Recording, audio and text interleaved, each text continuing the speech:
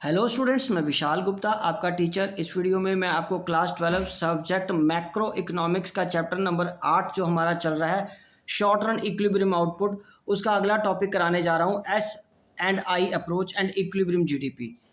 ठीक है जी। तो एस एंड आई अप्रोच क्या होता है? एस मतलब saving, I means investment. So according to this approach equilibrium GDP और equilibrium income is achieved when S is equal to Y, जब सेविंग इन्वेस्टमेंट के इक्वल हो जाएगी। ये हमने पिछले चैप्टर में भी पढ़ा था कि सेविंग क्या होती है, what is saving function.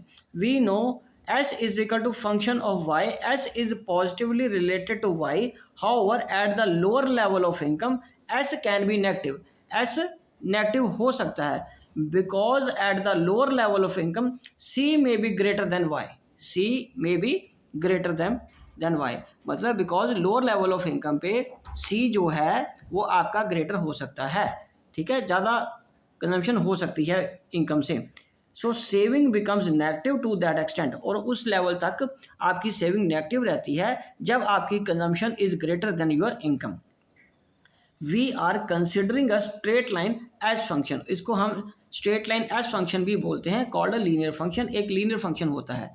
So I function क्या है? I as regard I function we are considering only autonomous investment, इसमें हम सिर्फ ऑटोनोमस इन्वेस्टमेंट है उसी को ही लेते हैं। It is independent of the level of the income, ये इनकम के लेवल से इंडिपेंडेंट होती है।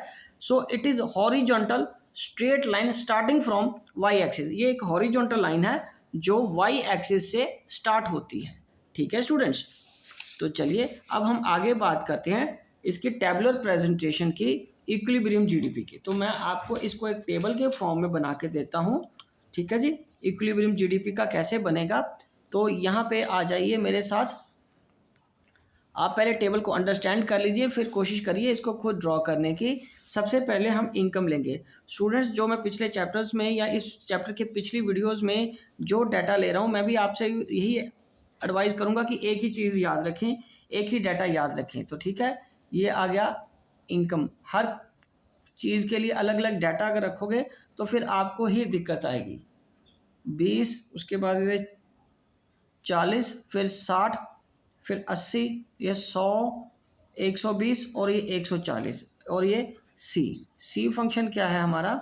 सी फंक्शन आएगा ये 30, 20 पे 40, 40 पे 50, 60 पे 60, 80 पे 70, 100 पे 80, 120 पे 90, 140 पे 100। तो आगे क्या आएगा? Saving. Saving is equal to S is equal to Y minus C. ठीक है, ओके। तो ये आ जाएगा -30, -20, -10, 0, 10, 20, 30 एंड 40। ठीक है, इसमें से जो रह जाएगा वो लेफ्ट ओवर सेविंग होता है। तो रिमेनिंग मैंने आपको बताया कि जो इन्वेस्टमेंट है वो ऑटोनोमस है, उसका इनकम से डायरेक्टली कोई रिलेशनशिप नहीं होता, तो ये हर बार हम 20 ही ऑटोनोमस ले रहे हैं। ठीक है जी, irrespective of level of income. 3, 4, 5, 6, 7, 8, 3, 4, 5, 6, 7, 8। ठीक है, तो चलिए अब इसको ग्राफिकली प्रेजेंट करते हैं। किस तरीके से मैं आपको बताता हूँ। यहाँ पे हमने सेविंग और इन्वेस्टमेंट लेना है। ठीक है, तो यहाँ पे एक ये स्ट्रेट लाइन मैं यहाँ कर लेता हूँ क्योंकि हमें नेगेटिव भी दिखाना होता है इसमें, तो आपको ये यहाँ से करना है। वाई एक्सिस नेगेटिव में भी जाएगा। ठीक है, ये वाई नेगेटिव, ये वाई, ये एस एंड आई, या ठीक है ये वाई एक्सिस है, और अगेन ये तो आपका इनकम ही है, वाई इनकम। ठीक है, तो ये एक्स एक्सिस है, ये 0 है। ठीक है जी, ओके। तो ये हम यहाँ से शुरू कर रहे हैं इसको प्रेजेंट करना, 1, 2, 3। तो इसको थोड़ा सा मेरे को और डाउन करना पड़ेगा क्योंकि 30 तक जाना है नीचे। ठीक है, तो यहाँ पे और आ जाइए नीचे। ठीक है, यहाँ से शुरू करते हो 1, 2, 3, यहाँ पे 30 आएगा, और ये मैं वाई नेगेटिव ले रहा हूँ। ठीक है, ये 30 आएगा, और यहाँ पे हमें 20-20 के गैप का कर लेते हैं। ठीक है जी, 20-20 के गैप का क्या कर लेते हैं? 10, 20, 30, 40, 10 नहीं, ये 20 का ले रहा हूँ ना क्या? हाँ सॉरी, 20, 40, 60, 80, 100, 120 एंड 140। सो ये 20, 40, 60, 80, 100, 120 और 140। तो ये इधर से 3 लेने हैं हमें, 10, 20, 30, ठीक है। ये -30, -20, -10 और ये 100 से कटेगा, ठीक है, 100 से कटेगा और ऊपर भी हम इसके 10, 20, 20 के ले लेते हैं गैप, 20, 40, 60 और 80, ठीक है, 20, 40, 60 और 80। तो यहाँ पे हमें 30 पे चलना है और ये किस पे कट रहा है हमारा, 20 हमने इन्वेस्टमेंट लेनी है ना, 20 हमारा ये क्या आ गया, आई आ गया। और ये किस पे कटना है, 30 पे। 30 पे कटने के बाद ये आगे उस पर किस पे कटेगा, ये 30 पे कट रहा है ना। तो इसको हमें किस पे दिखाना है, ये 30 पे आ गया। दूसरा पॉइंट किस पे बन रहा है, 40 का -20 पे। तो -20 का तो पॉइंट यहाँ आएगा, थोड़ा सा यहाँ आ जाएगा, ओके। उसका -10, 60 का -10 ये आ गया। और उसके बाद 80 का, 80 पे वो कितना आ गया, 10, 80 पे 10 आ गया और 100 पे 0 आएगा। और 100 पे आपका क्या आ रहा है, वो 20 सेविंग है और 20 इन्वेस्टमेंट है, ठीक है। तो यहाँ पे 100 पे आएगा, ओके। तो बाकी सारी फिगर्स को फिर हमें ऐसे मिला देना है, ये ठीक है जी। तो यहाँ पे -20, ये -10 है सेविंग आपकी, ठीक है, ओके। 80 पे कोई नहीं थी और ये 20 यहाँ आ गया और ये हमारा बन गया एस फंक्शन। ये कौन सा फंक्शन बन गया, एस फंक्शन बन गया और ये आई फंक्शन है, ओके जी। ये हमारा इन्वेस्टमेंट है, ओके। ये डायग्राम समझ लग गया आपको। चलो अब हम आगे बात करते हैं, इसे आगे क्या करना है हमें, उसने क्या, what happens if S is greater than I. क्या होगा जब सेविंग आपकी ज़्यादा है इन्वेस्टमेंट से। In case S is greater than I, it implies a situation when a fall in expenditure through S is more than the rise in the expenditure through I।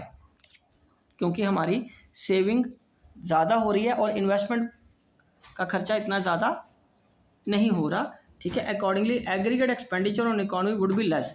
Aggregate expenditure इसका मतलब कम हो रहा है। What is needed to buy planned output, जो कि needed था, जितना चाहिए प्लान्ड आउटपुट को खरीदने के लिए। इसमें some output would remain unsold, कुछ सामान अनसोल्ड रह जाएगा। And producer will have undesired stock, और प्रोड्यूसर के पास कुछ अनडिजायर्ड स्टॉक भी आ जाएगा। टू क्लियर देयर स्टॉक, उनके स्टॉक को क्लियर करने के लिए the producers would now plan lesser output. Producer क्या करेगा, लेस आउटपुट प्लान करेगा। Lesser output would mean lesser income. Lesser output का मतलब है लेस इनकम है, and lesser income would mean lesser saving, और इसका मतलब क्या होगा कि लेसर सेविंग है, ओके जी। So the process would continue, तो ये प्रोसेस चलता रहेगा till S is equal to I, जब तक सेविंग इन्वेस्टमेंट के बराबर नहीं आ जाती। सो दस the equality between S and I is resorted through change in the level of income. तो इनकम के लेवल के चेंज होने पे ही ये इक्विलिब्रियम दोबारा स्ट्रक ऑफ होगा। तो अब है when I is greater than S, what happens if I is greater than S. In case S greater than I, it implies a situation when a fall in expenditure through S is less than the rise in expenditure through I. Accordingly, aggregate expenditure in the economy would be greater than what is required to buy planned output. तो accordingly जो aggregate expenditure है economy में, ठीक है, would be greater, वो ज़्यादा होगा जो कि planned output के लिए चाहिए। So it is a situation of higher AD than AS। तो ये एक वो सिचुएशन होगी जिसमें डिमांड ज़्यादा है आपकी सप्लाई से, ओके जी। तो चलिए इसमें क्या होगा, इससे producer would suffer the loss of unfulfilled demand. This will promote the producer to plan higher output. ये प्रोड्यूसर को और आउटपुट करने के लिए प्रेरित करेगा। Higher output would mean higher income, and higher income would mean higher saving. The process would continue, ये process चलता रहेगा जब तक कि एस आई के बराबर नहीं आ जाता। Here again, the equality between S and I is resorted through change in the level of Y। और इसमें अगेन क्या होगा कि जो सेविंग एंड इन्वेस्टमेंट है वो रिजॉर्ट होगी change in with the level of Y। तो अब इसके साथ हमें एक चीज़ को और अंडरस्टैंड करना है, 3 basic assumptions related to equilibrium GDP. फिर वो चाहे AS/AD के बराबर हो और S=I के बराबर हो, ठीक है। उसकी बेसिक एजम्पशंस क्या हैं? सो बेसिक एजम्पशंस ये है कि सबसे पहले ये तो एक शॉर्ट पीरियड एनालिसिस होता है, ठीक है जी। Equilibrium GDP according to Keynesian theory is discussed only with reference to short period of time. ये शॉर्ट पीरियड ऑफ टाइम में है, उस वो टाइम पीरियड जिसमें वो अपने फिक्स फैक्टर्स को चेंज नहीं कर सकता, और technology will remain constant. Two sector closed economy, ये तो टू सेक्टर इकोनॉमी की एजम्पशन है, और वो क्लोज्ड इकोनॉमी होती है, उसमें बाहर से कोई इंपोर्ट एक्सपोर्ट नहीं होता। Initially Keynes discuss the theory of equilibrium GDP in the context of two sector closed economy. This is an economy which has no economic relationship with the rest of world. इसका rest of the world के साथ कोई relationship नहीं होता, ठीक है जी। Okay, तो अब आगे क्या है? AS is perfectly elastic। जो AS है, एग्रीगेट सप्लाई, वो परफेक्टली इलास्टिक होती है, मतलब वो अपने आप को एडजस्ट कर लेती है according to demand. So it means that we are studying an economy in which there is an excess capacity, so that whenever AS rises, AS always adjust itself to it with aggregate demand, ठीक है जी। तो ये topic मैं यहीं तक complete करता हूँ। अगले टॉपिक में, अगली वीडियो में हम शिफ्ट ऑफ इक्विलिब्रियम को अंडरस्टैंड करेंगे due to change in investment, और इन्वेस्टमेंट मल्टीप्लायर को अंडरस्टैंड करेंगे। तब तक आप इस चैप्टर से के जो नोट्स हैं वो मेरी वीडियो से बना लीजिए और रिवीजन यहीं से कर लेना। ओके जी, डन।